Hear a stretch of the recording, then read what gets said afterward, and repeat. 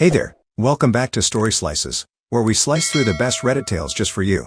Let's dive right into the first story. The first one is the Tittle story, and it starts like this. I never thought I'd be writing one of these stories, but here we are. This happened about 8 months ago. And now that all the legal proceedings are finally wrapped up, I can share the full saga of how an overzealous homeowner association officer tried to forcibly evict me from my own home. A home that wasn't even part of their homeowner association. Some background. I'm a 34-year-old software developer who bought my first house 2 years ago. It's a lovely 3-bedroom ranch-style home in a quiet suburb of Atlanta. The important detail here is that my house sits right at the border between two neighborhoods. On one side is Maple Creek Estates, an homeowner association community, and on the other is my neighborhood, Oak Hill, no homeowner association. The property line between the two neighborhoods runs right along my backyard fence. When I bought the house, my realtor made it explicitly clear that my property was part of Oak Hill, not Maple Creek Estates. This was actually a selling point for me, as I've heard horror stories about homeowner associations and wanted nothing to do with them. I made sure to verify this information through county records before purchasing. Everything was peaceful for the first year and a half. I maintained my property well, kept my lawn mowed, and generally minded my own business. Then Karen entered the picture. Karen Mitchell, not her real name, had recently been elected as the new president of the Maple Creek Estates Homeowner Association Board. From what my neighbors told me, she ran on a platform of cleaning up the neighborhood and raising property values.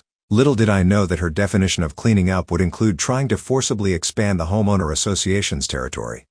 The trouble started with letters. At first, they were just generic homeowner association newsletters in my mailbox, which I ignored. Then came the violation notices. My grass was half an inch too tall. My mailbox wasn't the approved style. My house paint, a perfectly normal beige, wasn't from their approved color palette. I threw these away too, since they had nothing to do with me. After about a month of ignored notices, Karen started leaving voicemails. This is Karen Mitchell from the Maple Creek Estates Homeowner Association Board. Your continued violations and non-response to our notices is unacceptable. Please contact us immediately to discuss bringing your property into compliance. I called her back once, just to clear things up. Hi, this is James returning your calls about the homeowner association notices. I think there's been a misunderstanding. My house isn't part of Maple Creek Estates. Don't be ridiculous, Karen snapped. Your house is clearly within our jurisdiction. I'm looking at the map right now. I have my property deed and survey right here, I replied. I'm definitely in Oak Hill. I'm not part of your homeowner association. Listen here, she said, her voice getting shrill. All houses in this area are part of our association. You can't just opt out. You have 2 weeks to bring your property into compliance, or we'll begin assessing fines. I stayed calm. Ma'am, I literally cannot be part of your homeowner association. My property deed and the county records clearly show. She hung up on me. After that call, I sent a certified letter to the homeowner association board explaining the situation and included copies of my property documents. I also installed security cameras around my house, just a feeling I had that they might come in handy. Boy, did they ever. The real drama started on a Tuesday morning. I was working from home, as I usually do, when I heard aggressive knocking at my front door around 10 a.m. Through my security camera feed, I could see Karen standing there in a blazer with an homeowner association badge pinned to it. Yes, apparently that's a thing, along with 2 men I didn't recognize. I went to the door but didn't open it. Through the door, I called out, "Can I help you?" This is Karen Mitchell, homeowner association compliance officer. Open this door immediately. I've already explained that I'm not part of your homeowner association. Please leave my property. What happened next still seems surreal. Karen pulled out what looked like a laminated piece of paper and held it up to my door camera. This is an official homeowner association notice of eviction. You have failed to comply with multiple violations and haven't paid any of your assessed fines. You have 10 minutes to begin vacating the premises. I couldn't help but laugh. Ma'am, you have no authority here. I'm calling the police if you don't leave. We are the authority here, she screamed, and then turned to one of the men. Jack, open this door. To my absolute shock, this Jack character pulled out some kind of tool and began attempting to break my door lock. I immediately called cop. Cop, what's your emergency? People are trying to break into my house right now. They're claiming to be homeowner association officers, but I'm not even in their homeowner association. They're actively trying to break down my door. I gave them my address. The dispatcher assured me police were on their way, but things escalated quickly. Through my camera feed, I watched in disbelief as Jack managed to break my door lock and force the door open, splintering the frame. Karen burst in first, pointing her finger at me. You are hereby evicted from this property. Leave immediately or we'll have you removed by force. I had my phone on speaker, and the cop dispatcher was hearing everything. I backed away, hands raised. I am the legal owner of this house. You are breaking and entering. The police are on their way. We have every right to be here. Karen shrieked. This is homeowner association property. The two men with her looked increasingly uncertain. One of them, not Jack, spoke up. Karen, maybe we should double-check the property lines. The property lines are clear, she screamed. Then she turned to me again. You have 5 minutes to start packing or we'll remove you ourselves. I stayed calm, kept my distance, and made sure my security cameras were catching everything. I am the legal owner of this house. I have never been part of your homeowner association. You have broken into my home, and the police are almost here. I suggest you leave immediately. You're the one who needs to leave. Jack, start removing his belongings.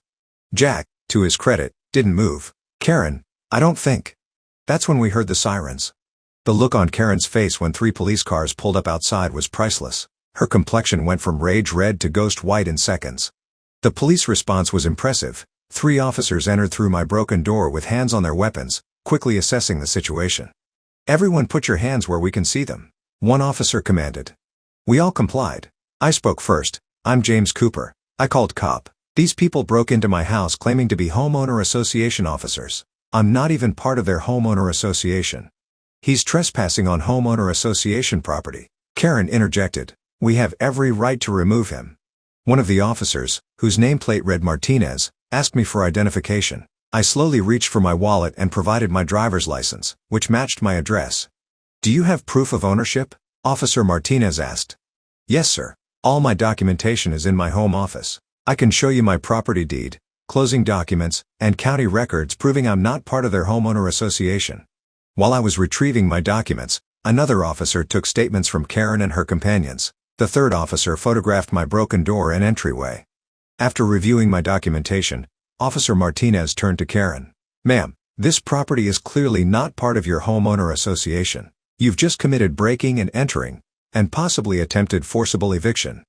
That's impossible, Karen protested. I have the homeowner association maps right here. She pulled out a folder and showed them a map with hand-drawn boundaries that conveniently included my property. Officer Martinez wasn't impressed. Ma'am, hand-drawn homeowner association maps don't override county property records. Please turn around and put your hands behind your back. You can't arrest me. I'm an homeowner association official. Homeowner association officials don't have the authority to break into homes, even within their own jurisdiction, Martinez explained while handcuffing her. You're under arrest for breaking and entering, criminal trespassing, and attempted forcible eviction. Karen started crying as they let her out. This is ridiculous. I know my rights. I want my lawyer. Jack and the other man, whose name I learned was Pete, were also arrested, though they were much more cooperative. They immediately admitted that Karen had convinced them she had legal authority to evict residents and that they were just doing their jobs as homeowner association maintenance workers. The aftermath was intense. My security camera footage proved invaluable. It showed the entire incident from multiple angles, including Karen's official eviction notice, which turned out to be something she'd created herself on her home computer, and the forced entry. The responding officers helped me contact an emergency boarding service to secure my broken door, and one officer stayed with me until the work was completed. They also helped me file a temporary restraining order against Karen and the Homeowner Association Board. That evening, my phone blew up with calls and texts from neighbors who'd seen the police cars. Word spread quickly through both neighborhoods. I learned that Karen had been causing problems in Maple Creek Estates for months, issuing ridiculous fines and threatening several residents with eviction over minor violations. The next day, I contacted a lawyer who specialized in property law and homeowner association disputes. After reviewing my case, he was practically giddy. This is about as clear-cut as it gets, he said. Breaking and entering, attempted forcible eviction, falsifying official documents, and it's all on video. We're going to have a field day with this. He helped me file civil suits against Karen personally, the 2 men involved, and the Homeowner Association Board itself. We also reported the incident to the county authorities who oversee homeowner association regulations. The legal proceedings were fascinating. Karen's defense was basically that she genuinely believed my property was part of the homeowner association, but the prosecution had a field day with this. They produced emails from other board members warning her that she was exceeding her authority, including specific mentions that my property wasn't under their jurisdiction. The criminal case moved surprisingly quickly. Karen ended up pleading guilty to reduced charges of criminal trespassing and attempted forcible entry. She was sentenced to 2 years of probation, mandatory anger management classes, and was barred from serving on any homeowner association board in the state. The civil suits took longer but were equally satisfying. My lawyer was thorough in calculating damages. Repair/replacement of my door and frame, $2,800. Installation of additional security systems, $3,500. Lost work time dealing with the incident and legal proceedings, $6,400. Legal fees, $15,000. Emotional distress and punitive damages, we asked for $50,000. The homeowner association's insurance company took one look at the video evidence and quickly offered to settle. They ended up paying me $65,000, plus covering all my legal fees. Karen personally had to pay an additional $10,000 in punitive damages. But the best part? The scandal led to a complete overhaul of the Maple Creek Estates Homeowner Association Board. The other board members, terrified of being associated with Karen's actions, resigned. The new board, elected by homeowners who were fed up with the previous regime's overreach, implemented strict guidelines about enforcement procedures and boundaries. Jack and Pete got off relatively lightly. They both received probation and had to pay small fines. They seemed genuinely remorseful, and both sent me personal apology letters explaining that Karen had convinced them they were acting legally. They also provided written statements detailing how Karen had pressured them into participating. The aftermath of the incident had some interesting ripple effects throughout both neighborhoods. About a month after everything went down, I received an unexpected visit from an elderly couple from Maple Creek Estates. "We're the Hendersons," the woman introduced herself. "We wanted to personally thank you for standing up to Karen. She'd been terrorizing our neighborhood for months." Over coffee, they shared horror stories. Karen had fined them $500 because their garden gnome wasn't an approved lawn ornament. She'd threatened another elderly resident with eviction because her grandson's bicycle was visible in her driveway for more than 2 hours. One family had actually moved away because of her constant harassment over their non-regulation Christmas lights. "The thing is," Mr. Henderson explained, "many of these rules she was enforcing didn't even exist in our homeowner association bylaws. She was making them up as she went along." This conversation led to a fascinating discovery. Working with my lawyer, we helped several Maple Creek residents review their homeowner association documentation.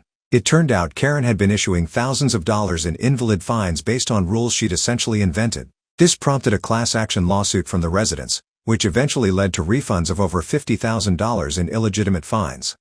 The scandal made local news, and I was contacted by a reporter from the Atlanta Journal-Constitution who was doing a series on homeowner association overreach.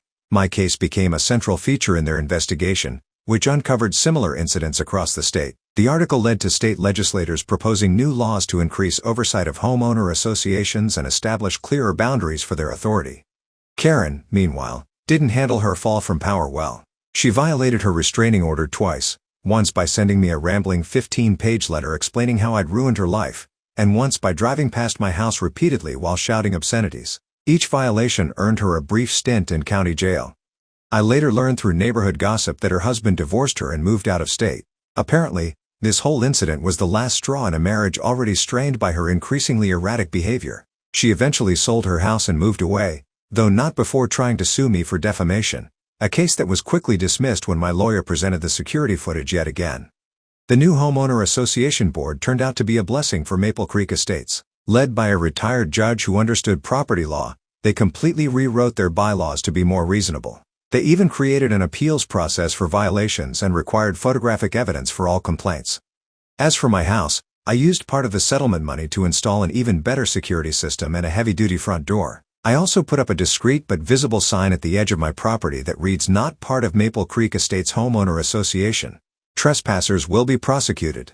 The incident actually ended up bringing both neighborhoods closer together. We now have joint block parties and community events, something that never happened during Karen's reign. The property line between Oak Hill and Maple Creek Estates became known locally as Karen's Folly, and residents often joke about it during neighborhood gatherings. One particularly satisfying moment came about 6 months after the incident. I was doing yard work when a new family moving into Maple Creek Estates stopped to ask for directions. After I helped them, they mentioned they'd heard about the crazy homeowner association lady during their home buying research. "Don't worry," I told them, smiling. "She's long gone, and things are much better now." "Oh, we know," the husband replied. "Actually, your case is why we felt comfortable buying here. When we saw how the community handled that situation and reformed their homeowner association, we knew this would be a good place to live." That comment really brought things full circle for me. What started as a terrifying home invasion turned into positive change for an entire community. The new Homeowner Association Board even invited me to their annual community meeting as a guest speaker to talk about property rights and community relations. Looking back, I'm still amazed at how quickly things escalated that day. One minute I was working on coding projects, the next I was watching an unhinged homeowner association president try to forcibly evict me from my own home. But I'm glad I stood my ground and had the presence of mind to document everything. The experience taught me several valuable lessons. Always keep important property documents easily accessible. Security cameras are worth every penny. Stay calm in crazy situations, it makes for better legal evidence later. Know your rights and be prepared to defend them. Sometimes standing up to a bully doesn't just help you, it can help an entire community. These days, things are peaceful in both neighborhoods. The property values in Maple Creek Estates have actually increased since the new Homeowner Association Board took over, proving that you don't need draconian enforcement to maintain a nice community. The only lasting reminder of the incident is my heavy-duty front door and the occasional joke about Karen's invasion at neighborhood barbecues. I still work from home, but now I have a much better view through my security cameras. And every time I see someone from the Homeowner Association Board walk past my house, they give a friendly wave and keep right on walking, just as it should be. The whole experience has become something of a legendary tale in local real estate circles. I've heard that some realtors even use it as an example when explaining to buyers the importance of verifying property boundaries and homeowner association jurisdictions. As for me, I'm just happy to be living peacefully in my home, secure in the knowledge that no one can force me to paint my house a pre-approved shade of beige. The next one is entitled People Story. My husband and I got into an argument last night because we haven't been intimate in almost a month. This is because a couple of months ago he was in a self-admitted manic state and took out multiple loans to gamble and lost all the money. We're talking upwards of $65,000 in loans from multiple banks. He also lost his job a month ago. We're in a terrible financial situation, so I've been working at my job harder than ever to make more money and help him pay off his debt. I work extra days and stay at work for up to 12 hours a day. I even volunteer to work at other locations for extra opportunities to make more money. Some of these are over an hour away. Last night, I came home from work after working 10 hours, and I was physically exhausted and emotionally spent because we almost had an active shooter situation at my workplace and it stressed me out. He tried to initiate sex, and I was not in the mood because I had been home for less than 10 minutes and he currently doesn't have a job, so he was able to relax all day waiting for me. He stood up and took my lingerie from one of my clothing racks and threw them at my head, screaming, "Who are you wearing this for? Because it's not for me." I couldn't even fathom entertaining that thought, so I tried to cool it down, but he kept going. Eventually, I just left the house and took a drive for 2 hours. By the time I came home, he had fallen asleep. This morning, I went to work and noticed on our cameras that he had gone to sleep in the basement in the middle of the night and never came up. By 3 p.m. I was extremely worried that something was wrong and he suffers from suicidal ideation, so I told my boss that I was leaving work early to check on him. When I came home, he was sleeping in the basement, so I woke him up and he asked me to bring him ibuprofen for a headache and to go pick up breakfast for him. So I drove out to get him a Red Bull, breakfast sandwich, and a milkshake, came home, and gave it to him. That's when he reinitiated the fight from last night and demanded to know where the lingerie was. The night before, when I got home from my drive, I was afraid that he was going to destroy the lingerie which I had spent my own money on, so I hid it in a safe place. I wouldn't tell him where the lingerie was and he had started screaming at me again. I decided to leave the house again. Not 5 minutes later, this was the text that I received. "I don't even know what to say. I'm heartbroken, and all I want to do is cry in the parking lot that I'm currently sitting in. I feel completely unappreciated for working extra shifts to help him pay off his debts, taking care of him even after he accuses me of cheating on him, and checking on him when I think something is wrong." Honestly, that one message left me completely speechless. I don't recognize this person. I have no idea who he is. I feel degraded and humiliated with the way that he spoke to me. How do I respond to his accusations, and what am I supposed to do about the way he spoke to me in those text messages? I know he's going through a lot, but the way he's been talking to me has put my self-esteem straight through the ground. How do I navigate this, and how do I try to move on from what happened over the past 24 hours? Update. Hi, this is a follow-up that I feel like is long overdue in this group. I feel like I owe it to everyone that gave me advice in my original post. It's been a long and hard road ever since, but hopefully this reaches the people that reached out to me and gave me some hard advice that I really needed to hear. In the months following my last post, I have since left my husband and filed for divorce. After a few other incidents, with one involving a firearm, I started applying for jobs around the country, and by some miracle that I cannot comprehend, I landed an incredibly well-paying job that is almost 4 times my previous salary. I don't know how I managed to do it aside from just funneling all of my energy into one singular task that would allow me to leave.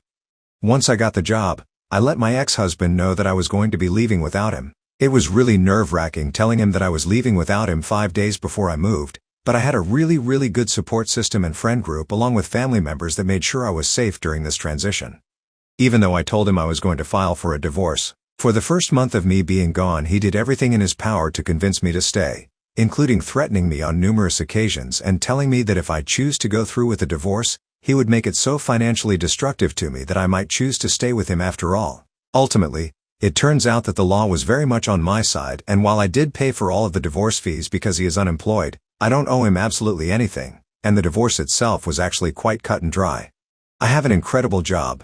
I live in a highly secure area. I moved far away and made new friends and have been so incredibly lucky to have an awesome work environment as well. I have my own townhouse and I also took all our pets with me as I didn't believe that he is capable of taking care of them. It is in the divorce agreement that I will be keeping them for the rest of their lives. I donated just about everything I owned and came to a new place with only my pets and clothes and a suitcase and started completely over, and I can't tell anyone reading this just how liberating and peaceful this journey has been. Our house has since been sold, and he has moved across the country to live with his mom and dad as he figures out his unemployment situation. He still sends me threats followed by love bombing, although by this point they are happening less and less each week. I cut off any personal communication with him about a month ago and now I only speak to him through our lawyers, which is pretty easy. I'm not going to lie, even though that was the hardest thing I've ever done logistically, emotionally leaving was the best and easiest experience I've ever had.